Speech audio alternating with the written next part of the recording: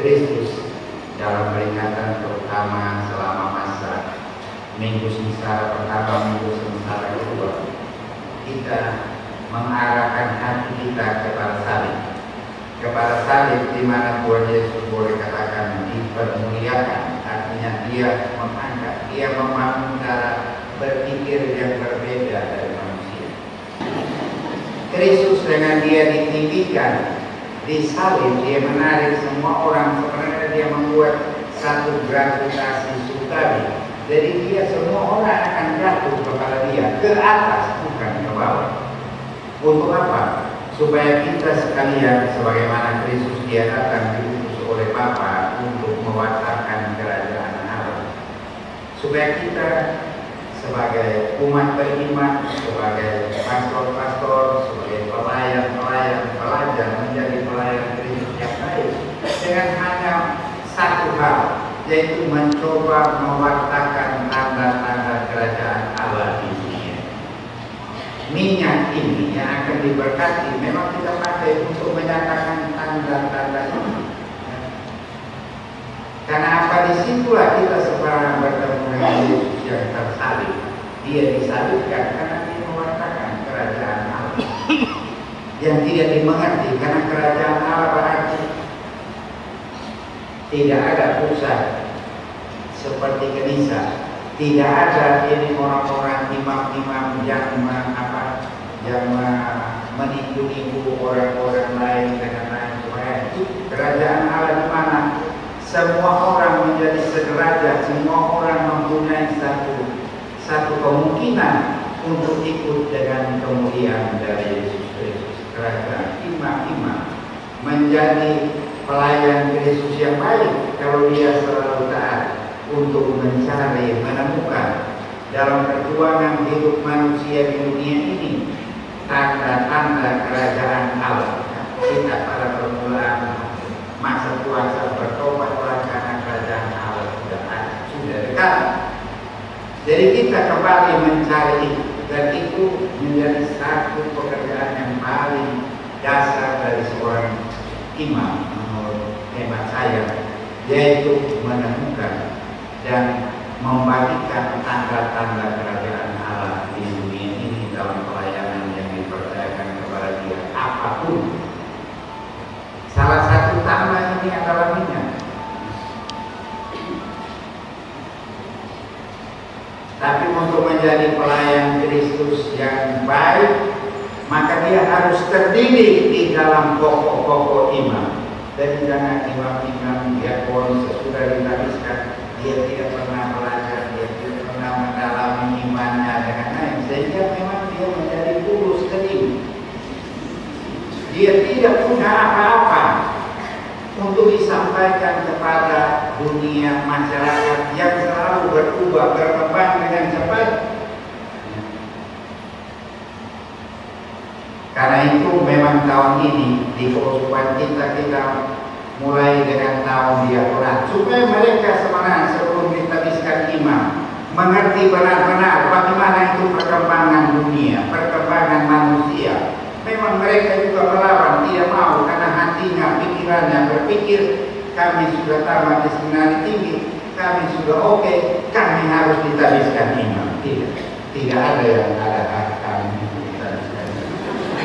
Biarpun uskup sudah katakan tanggal 31 ada tabisan imam, tidak ada hak dari kamu untuk ditabiskan tanggal 31. Kamu harus menunjukkan diri bahwa kamu terdidik di dalam pokok ajaran iman. Jadi ada kalanya diakon-diakon ini penting, dan diakon akan pikir bahwa mereka diperlambat tabisan, bahwa mereka dipersulit untuk menjadi imam. Tidak, supaya kamu menjadi imam yang benar-benar baik dan terdidik di dalam pokok iman, termasuk memahami dunia ini, di mana kamu akan masuk dan memberikan pelayanan kepada dan ajaran yang sehat. Karena dunia ini sekarang ini begitu banyak ajaran-ajaran yang tidak sehat, fake news, terutama melalui teknologi modern, teknologi komunikasi dengan lain. Banyak ajaran yang disampaikan. Suster dia kiri Inilah Matius 11 ayat yang asal. Padahal dia kutip Markus 11 ayat 12. Dan memang orang akan jadi bingung begitu. Nah, itu pada kita. Kalau pastor sudah mulai buat begitu, dia akan mengalami suatu kekampuran di dalam menemukan tanda-tanda kerajaan Allah. Saudara-saudara yang terkasih, para imam yang terkasih, menjadi pelayan Yesus Kristus yang baik memang harus memahami bahwa kita mengambil bagian dalam keputusannya, yaitu mewartakan kerajaan Allah di dunia. Coba lihat tadi dalam pembacaan Injil kita dengan karakter-karakter dari orang yang percaya kepada Kristus yang itu sudah gambarkan, dan memang itu ada di dunia. Ada yang berkarakter Yudas, berkarakter Petrus, berkarakter Yohanes, dengan lain-lain. Itu sebenarnya menjadi kekuatan dalam perkembangan perutusan Yesus Kristus yang memberikan kepada masing-masing orang karunia-karunia yang tetap. Oleh karena itu, pada perayaan hari imamat ini, pantas imam antar imam saling berterima kasih atas karunia itu dan saling mengampuni karena kamu pada kalanya saling potong untuk melakukan karunia ini. Anda harus melihat syukur ini bahwa pastor-pastor, orang-orang yang punya kelebihan ini, dia tidak melecehkan Anda sebagai pastor yang mungkin punya kelebihan lain. Tidak. Anda harus bekerja sama dengan tanggung jawab bersama, mengikat satu sama lain supaya pelayanan Anda sebagai bersaudara di kehidupan ini menjadi nyata. Itu bagian dari tanda-tanda kerajaan. Jangan hanya persoalan sedikit, pastor paroki dengan rekan pastor tidak bisa makan sama-sama. Ada banyak terjadi di sini. Anda hari ini harus tune up yang baru, harus menyegarkan kembali bahwa apa yang disampaikan oleh Kristus itu memang terjadi dalam kehidupan kita sehari-hari, dan kita harus siaga. Kita harus barangkali berada dalam situasi darurat untuk mengambil satu tindakan yang sungguh-sungguh membuat kita pelayan Yesus Kristus yang baik, yang terdidik dalam pokok-pokok ajaran iman yang benar dan sehat. Kita harus belajar. Saudara-saudari yang terkasih, para imam, ya itu intinya kita menjadi memang memberikan diri, sebenarnya menjadi seperti Kristus. Gravitasi kita itu harus mengangkat ke atas, membuat orang boleh katakan melihat bagaimana Tuhan yang baik.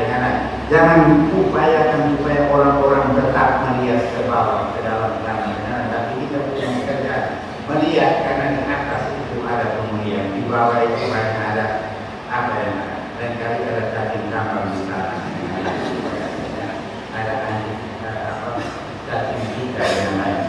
Kita sebagai manusia yang beribadah, yang tahu yang sempurna, yang sudah mempelajari dengan baik di dalam keterbatasan kita bekerja sama untuk menghadirkan tanda-tanda kerajaan Allah.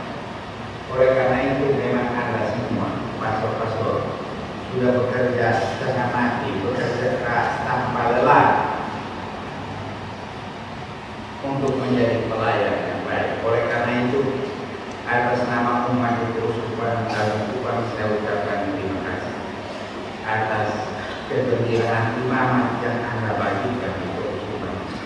Biar kamu setengah mati, susah, tapi Anda harus memperlihatkan kepada umat tegak, gembira, supaya umat tetap pastor ini sungguh-sungguh dia membawa gambar gembira. Jangan-jangan pastor-pastor itu membawa umat seakan-akan dalam perarakan kepemakaman.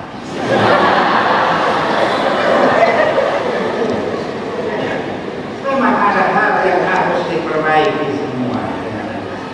Karena itu, ini hari Kamis di mana Pasukan, ini hari ini yang sebenarnya dirayakan pada hari Kamis Putih sebenarnya.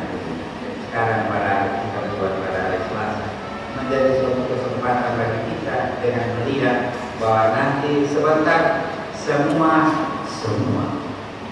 minyak-minyak yang lama yang biasa kita pakai untuk pelayanan kita harus bakar, kita harus buang. Jangan pikir, wah ini masih bagus, masih penuh. Tidak, harus dibuang, ganti semua. Kapas yang baru, minyak yang baru, supaya nanti kita juga mengalami yang baru, memberikan pembaharuan. Kalau misalnya uskup dengan umat juga lain kali menyakiti hati para imam, dia akan minta maaf. Tapi kamu juga harus minta maaf ke uskup dengan cara.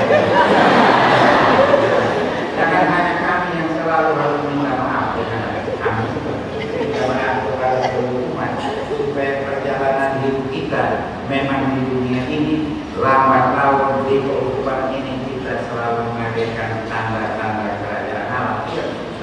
Tapi kita harus masuk bekerja sama dengan para suster yang ada di sini, bukan main suster di kehidupan kehidupan tak terhitung jumlahnya, tak terhitung macamnya, tak terhitung jenisnya.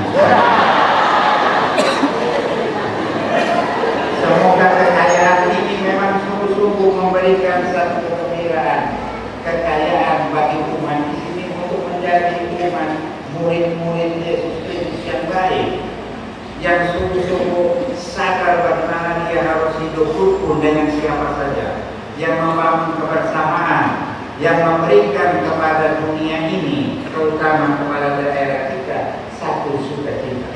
Oleh karena itu umat Katolik yang sudah berhak untuk rekam EKTP, sebaiknya mereka pilih rekam.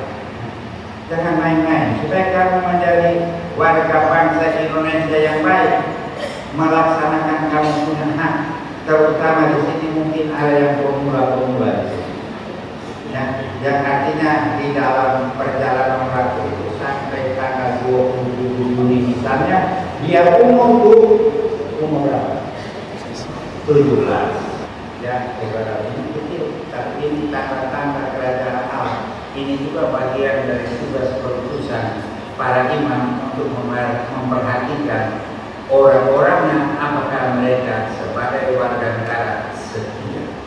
Kristus setia kepada Bapaknya, imam-imam setia kepada Yesus Kristus, umat seluruhnya setia kepada Yesus Kristus, tapi juga setia kepada peraturan yang mengatur hidupnya supaya tertib, rukun, saling membantu untuk masa depan yang lebih baik. Imam-imam juga hadir untuk masa depan lebih baik dari pertumbuhan iman di keuskupan hari.